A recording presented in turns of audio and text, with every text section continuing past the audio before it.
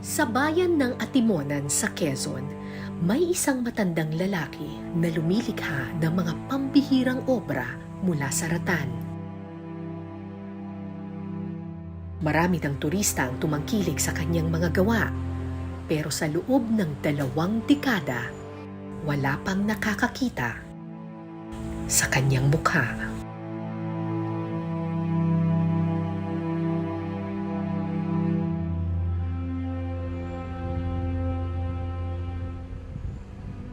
Pirmeng nakasara ang bahay na ito sa Barangay Santa Catalina.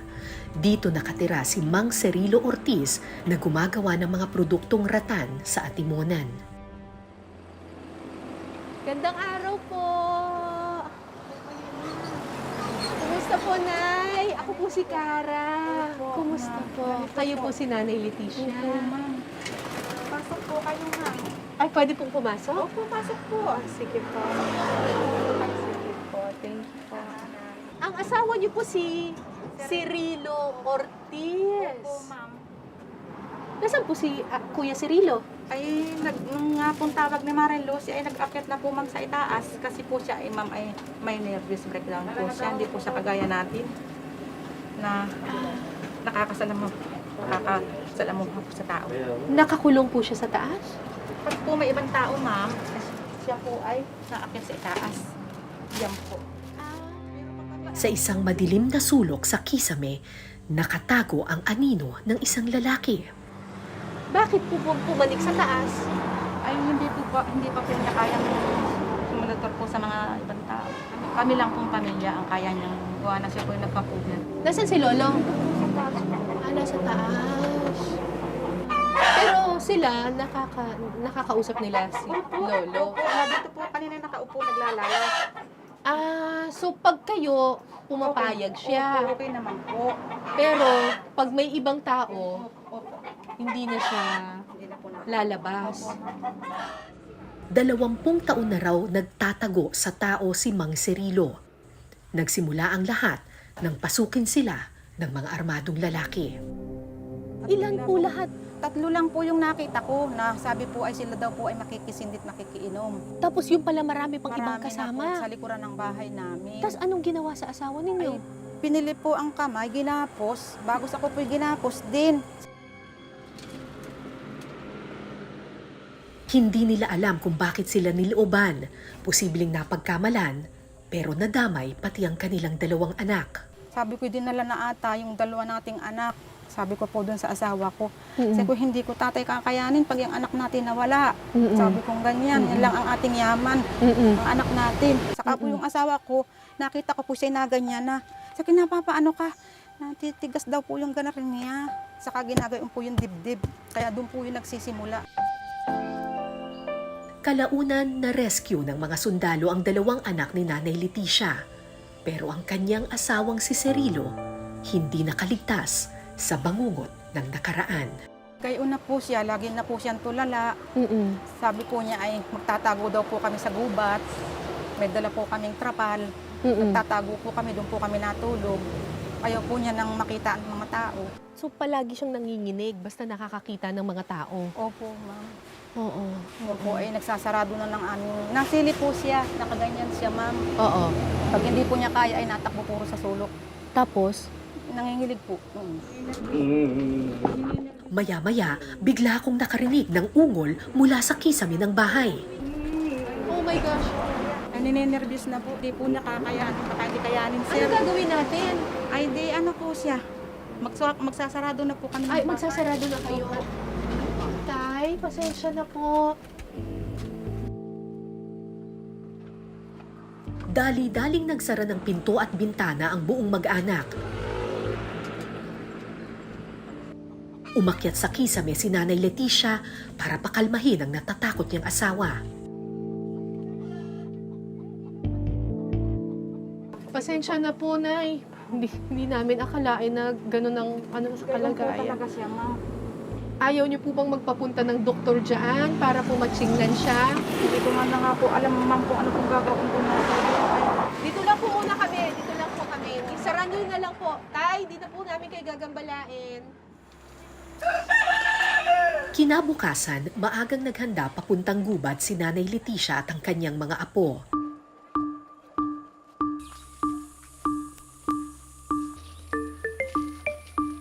Mula nang magkatroma si Mang Cirilo, napilitang tumayong padre de pamilya si Nanay Leticia.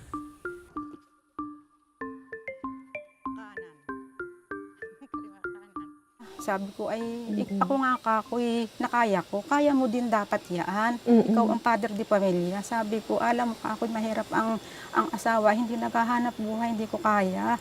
Sabi ko ganyan. Ay sabi po niya, hindi ko naman ito ginusto. Diyan pumunga. Dahil kailangang kumita, napilitang maghanap buhay sa gubat si Nanay Leticia. 3 beses sa isang linggo, umaakyat siya ng bundok para maghanap ng ratan na gagamitin ni Mang Cirilo sa paghahapi niya ng mga produkto. Pinoprotektahan ng DNR ang ratan. May mga nakatakdang lugar lamang sa Atimonan kung saan pinapayagan silang kumuha nito. Kasama ni Nanay Leticia noong umagang iyon ng isa pang babae na halos pareho niya ng kapalaran. Tulad ni Nanay Leticia, napilitan ding magtrabaho sa kagubatan si Aling Alicia matapos mabaldado ang kanyang asawa. Hanggang sa dumating po na siya ay na-stroke, bali 2 taon po siya na talagang hindi siya makakilos. Siya po ay aking pong pinaliliguan, sinusubuan. Talagang hindi siya kayang kumilos, ako po ang halos ang tumutulong sa kanya. Dahil dito, napilitang magtrabaho si Aling Alicia. Natuto siyang maghabi ng ratan, natuto siyang umakyat ng bundok at sumuong sa kagubatan. Naalala ko lang po ang hirap ng dinanas ko po doon kasalukuyang talaga po ang mister ko, hindi nakakakilos. Nahahalos talaga po ako, parang mabaliw noon na halos talaga hindi ko po kaya. Pero na rin po ang aking mga kaibigan, umaalalay at sabi sa akin, kaya mo yan. Basta malakas lang loob mo, tibayan mo, makukuha mo yung gusto mo. Ipinanganak na kulang ng daliri si Aling Alicia. Sabi po ng aking nanay, ipinaglihi daw po ko sa tapalang. Yung tapong malaking kabebe.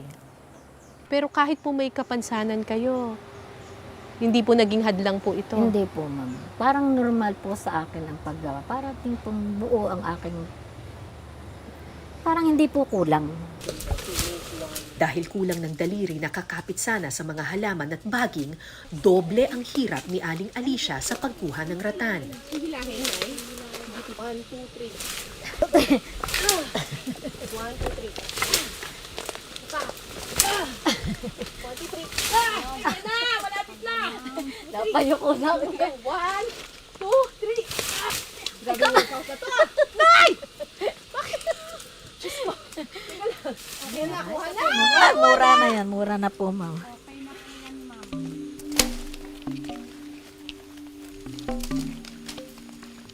Nang makaipon na ng tilob at bamban, pumasok sa kaloob-looban ng gubat ang 2 babae.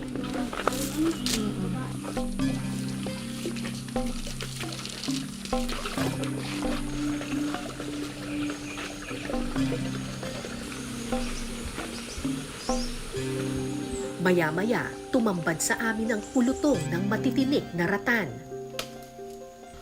So ito yung ratan. Ito yung Diyos ko, yung tinatawag nilang uway o ratan. Nakikita ninyo talagang nakabalot siya ng tinik. Ang tanong, paano yan kukunin? Ang ratan ay isang uri ng baging na matatagpuan sa mga kagubatan ng Asya. Matibay at madaling ihulma ang ratan, kaya madalas itong gamitin para sa mga basket, bag at upuan. Pero dahil sa mga tinik nito, pahirapan ang pagkuha rito.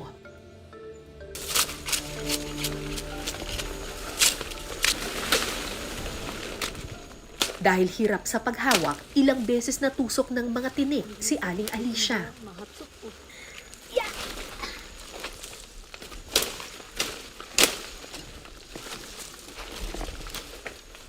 kabila ng kanyang kapansanan, tuloy sa pagtatrabaho si Aling Alicia.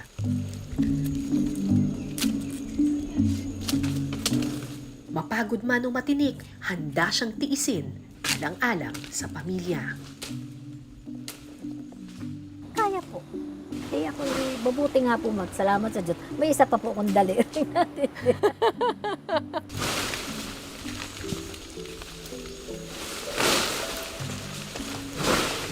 Habang nangunguha ng ratan si Aling Alicia, abala naman sa paghila ng baging si Nanay Leticia at ang kanyang apo na si Steven.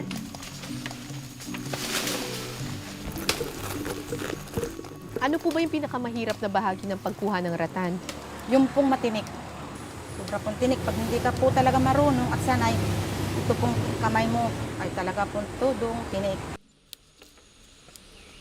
Palibhas ay nagtatrabaho sa ibang lugar ang kanilang mga anak, iniwan kay Nanay Leticia ang pag-aalaga sa mga apo.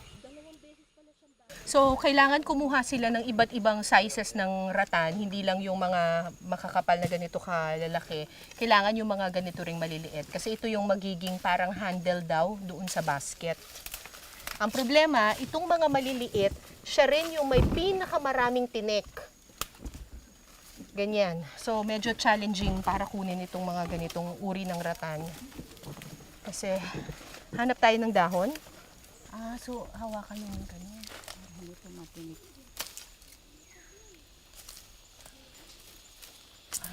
So, dati rin po nasusugatan talaga kayo. Ito po ay nung bago pa ay talaga pong itong mga ganito ko po ay daming tinik. Daming tinik, Opo. daming sugat. Oo. Tinik po yung aking dulo ng daliri. Oo. Pero ngayon, sanay na kayo. Opo, ang ginagawa ko po, nakuha ako ng balat ng mga dahon. Opo.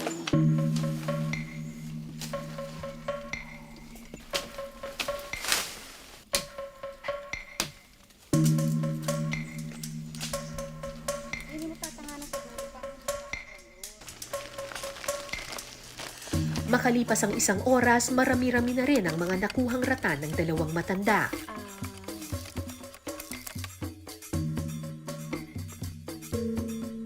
Isa-isa nilang kinayas at tinanggalan ng tinik ang mga nakuha nilang baging. Kung mapapansin ninyo yung mga basket na ginagawa dito sa Quezon, iba-iba sila ng kulay. Merong light colored, minsan stripe-stripe pa siya. Yun po ay natural na kulay ng mga fiber, ng mga ginagamit nila na materyales. Hindi ko akalaing ganito pala kametikuloso ang paggawa sa mga produktong ratan. Bawat isa kailangang maingat na balatan para lumabas ang natural na kulay. Mag-aalas 12 na nang matapos kami sa pagtatanggal ng tinik, pagkikinis at pagbabalat sa mga ratan. Pero kalahati pa lang ito ng kalbaryo dahil bawat isa nito kailangang pasanin pababa ng bundok. Kayanin kaya ito ng dalawang lola.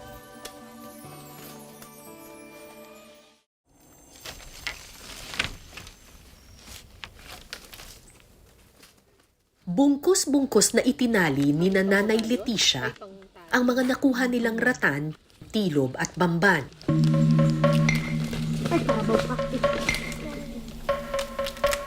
Nung pong ako'y kalakasan ko pa po, nung 40-han po ako, nakakapagdala po ako ng 24. Ay ngayon po ay palibhas at na edad na ma'am. Oo. Kaya ko na lang po ay hanggang 18. Mabigat yun. Mahirap na, masakit po dito, namamaga ito. Nilalagyan ko po ng sapin para hindi po mamaga.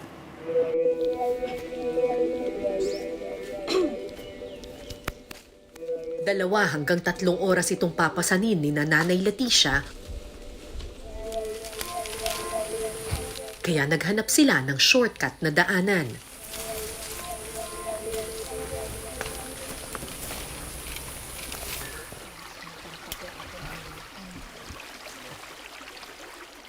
Ang problema, madulas ang mga bato sa tabi ng sapa. Ate Leticia. Ay, Ate Alicia. May malalim dyan, Nay. Ay, Diyos ko, Lord!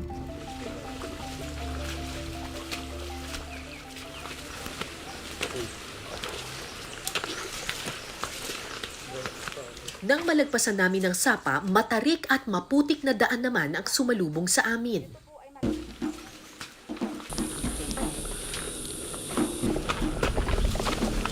Sige po, hawak ko po. Teka, ma'am. Unahin niyo muna to. Kasi akayot ko to sa inyo. Sige po, madilas ang tsinelas niyo eh.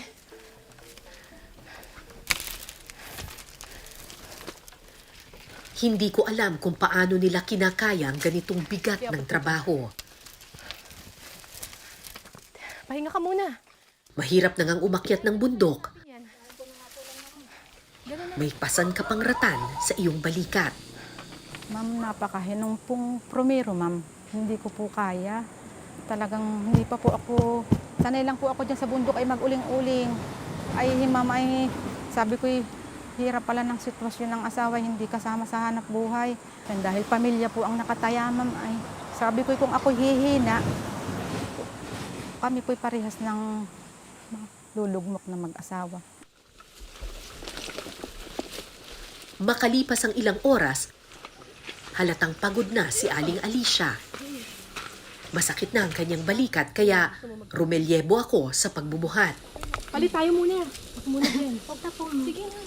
Ay, try mo po, ma'am. Sige po. Palit muna tayo. Para hindi tumama.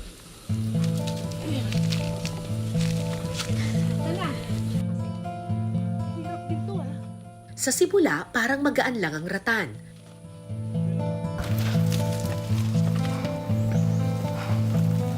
Pero habang tumatagal, bumibigat ng bumibigat ang pagpasan. Idagdag pa na napakadulas at napakatarik ng daan.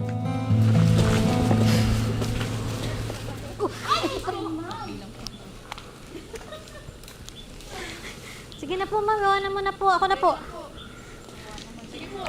Madulas po talaga dito. Baba, nasayad. Yan. Madulas ang kinilas. Kumpara sa aming lahat, pinakamabigat ang bitbit ni Nanay Leticia. Pero ni minsan, di ko siya nakitaan ng panghihina. Pilit niyang pinasan ang bigat ng ratan. Sabi ko, Lord, ito po ba ang inibigay mo po sa aking kwan sa buhay? Kung ano man po, sana po ako ay tama na po ang inibigay mong pagsubok. Hindi ko na po din halos kaya. Medyo para po ang luha ko ay papatak-patak na nga. Sabi ko po, kung maaari po sana ay ako'y tulungan mo sa bagay na, sa mga hanap buhay na aking makakaya. Sabi ko po, kinakausap ko po ang Diyos. Tatas ko na lang. Sa isang banda, naisip ko, higit sa ratan sa kanilang balikat, mas malaking pasanin ang responsibilidad na nakaatang sa kanila. Bilang ilaw at haligi ng tahanan, handa silang pasanin ng lahat para sa asawa, mga apo at mga anak.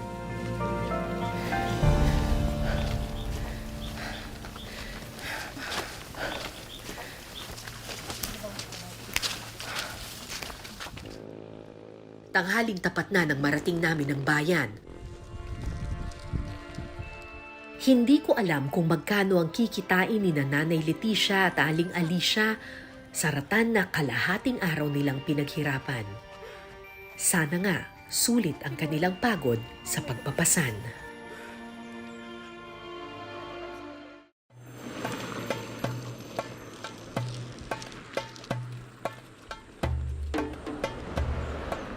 Sa bahay na ito namin ibinaba ang mga nakuha naming ratan. Unang isinalang sa bentahan ng mga ratan ni Aling Alicia. Kano bili dyan, Nay? Ano, Walo lang siya. 5 piso ang... Isang peraso. Ang ganito kahaba? Ay, mura lang pala, ano? Tapos ang ganun, 8. 8. So, 45. 45. Ang hirap pa sa ninyan, 45 lang pala, no? Ganun, ma'am, kahirap talaga. Nagulat ako sa presyo ng ratan. 8 piso lang pala ang kada isang dipa nito. At ng presyohan ng iba pang materyales na nakuha, Magkano ang benta sa, ano, sa Bamban? 4 lang po 4 siya. lang. So, 40. Mura pala kapag raw materials lang ang binigay. Mas maganda kapag Yari. Yari na. Yari na. 40. Pagkatapos ng kalahating araw sa gubat, 85 pesos lang ang maiuwi ni Aling Alicia.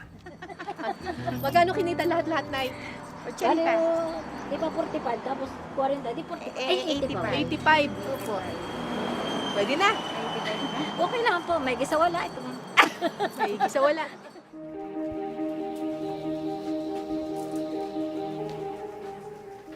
Labing-limang taon na sa negosyong ito si Lucy.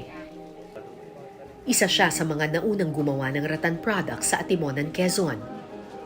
Ani Lucy, noon daw in demand ang rattan kaya mataas ang presyo nito. Pero simula nang mauso ang synthetic o plastic na rattan, unti-unting bumaba ang demand sa kanilang mga produkto. Kaya importanteng dekalidad at pulido ang pagkakagawa sa rattan. Tulad ng mga obra ni Mang Cirilo.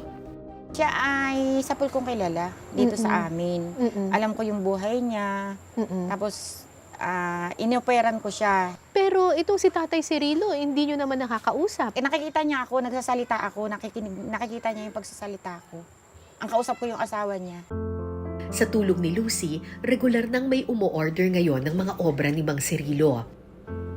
So hindi Hindi mo siya alam nagpapakita. ang mukha niya. Alam ko yung mukha niya nung dalaga pa ako. Nung nakakalabas pa siya, before Oo. na siya ay matrauma. Pero nakakagawa siya ng magagandang basket. Oo. Sabi ko nga, ano talaga siya, mauwido. Kasi nape-perfect niya yung inaasahan ko, nape-perfect niya. Noong araw na iyon, 60 pesos lang ang kinita ni Nanay Leticia sa mga nakuha niyang rattan. Ibibenta mo yung lahat. Ibibenta mo lahat. Pero nang ilabas niya ang mga basket at bag na ginawa ng kanyang asawa, Kayo po ma'am, magkano po yung kinita ninyo? Uy, malaki-laki na rin. 550 po, plus po sa ratan. Sa ratan, 50 pesos. 600. 610. 610 pesos. Sapat na raw ito para sa isang linggong gastusin.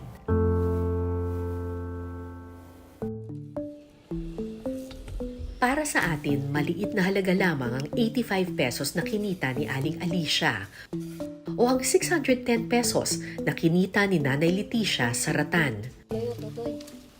Pero para sa dalawang babaeng ito, hindi naman pera ang pinakamahalaga. Higit sa kabuhayan, buhay at pag-asa raw ang biyaya ng rattan.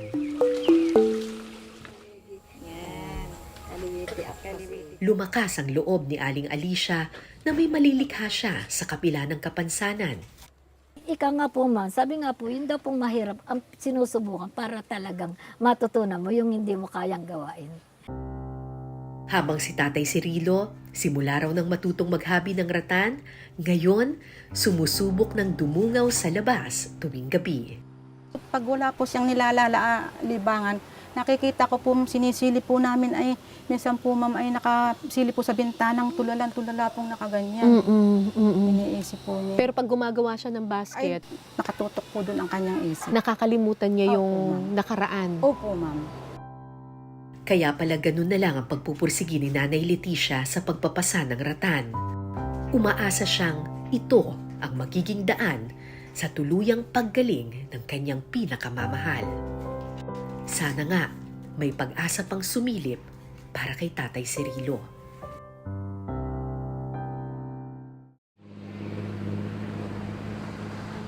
Sinubukan naming hanapan ng doktor si Mang Cirilo.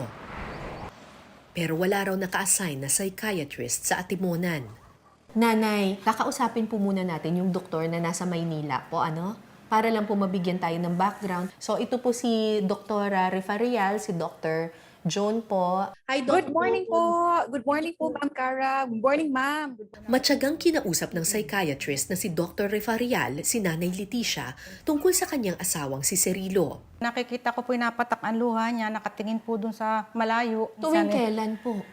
Pag po siya walang ginagawa. Makalipas ang isang oras na konsultasyon, hinala ni Dr. Refarial may PTSD o Post-Traumatic Stress Disorder si Mang Cirilo. At dahil hindi niya napatingnan sa doktor noong unang nangyari ang trauma, 2 dekada niyang pinasan ang takot sa nakaraan. Ayon kay doktora, nakatutulong daw sa mga taong may mental health condition ang paggawa ng maliliit na bagay tulad ng ginagawa ni Mang Cirilo na paghahabi ng ratan.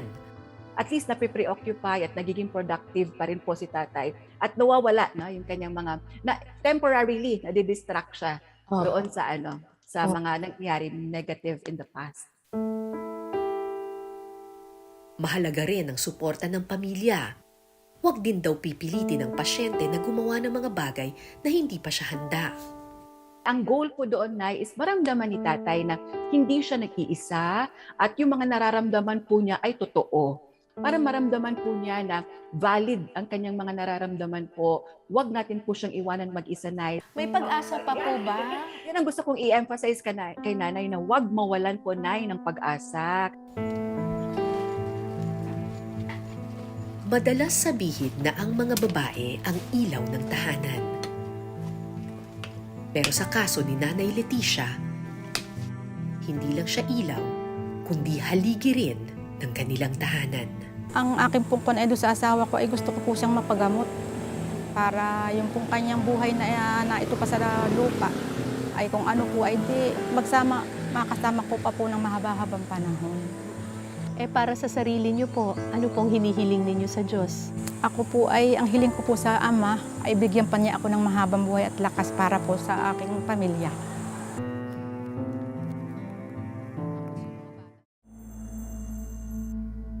Hindi ito ang unang beses na gumawa ako ng dokumentaryo ukol sa ratan. Hindi ito ang unang beses na nakasaksi ako ng ganitong uri ng kasipagan. Pero ang kwentong ito ay hindi lang kwento ng sipag at tiyaga. Kwento ito ng lakas at katatagan ng kababaihan. Kwento ito ng tunay na kahulugan ng pagmamahal. Tulad ng mga ratan na kanilang hinahabi, ganun din katibay ang kanilang mga pangarap. Tulad ng mga ratan na kanilang pinapasan, ganun din ang tatag ng kanilang kalooban.